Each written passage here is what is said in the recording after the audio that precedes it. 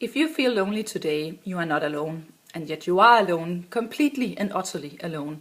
But there's something really nice in that human beings, this social creature, that it kind of like it doesn't feel so bad if we know that I'm alone and everybody else feels alone as well.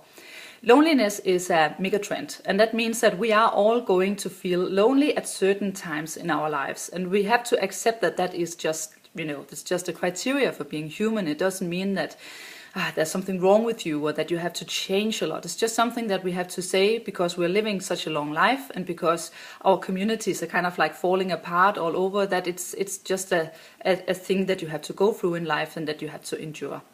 But we also have to think that this movement from stress to loneliness means that we have to have a different approach to how we are coping with being humans and how we organize society. The World Health Organizations have stated that in the year 2020, half of the world's diseases will be stress-related. So this has nothing to do with welfare countries. It's a worldwide trend.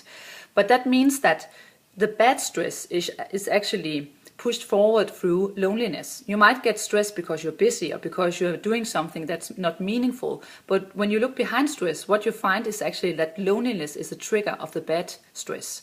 And loneliness is that you can go through an ordinary day, commuting to work, you can be sitting together working with other people, and maybe you have 500 Facebook friends. And then you can still go home in the evening and feel completely and utterly alone.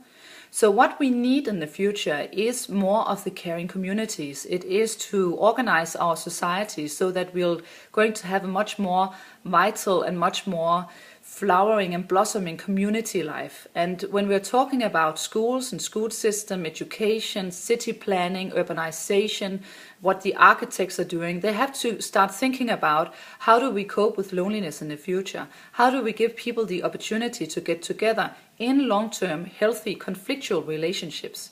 It's not about having harmony and being a smooth operator. It is about bringing us together as people. Loneliness, the antidote to being lonely is that people see you just as you are, just as the imperfect human being that you are.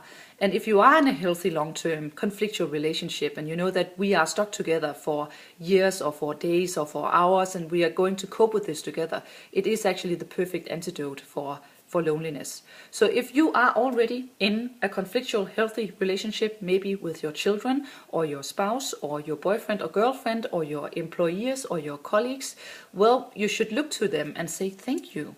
And shouldn't we say that life is not about being all, pleasantry and harmony? We are stuck with each other, and we should actually dare to be much more like a human being, because it will be fantastic to have this caring community around us where it's okay to be the person that you are, and then at the end of life we might not be so lonely but have a lot of great friends around us.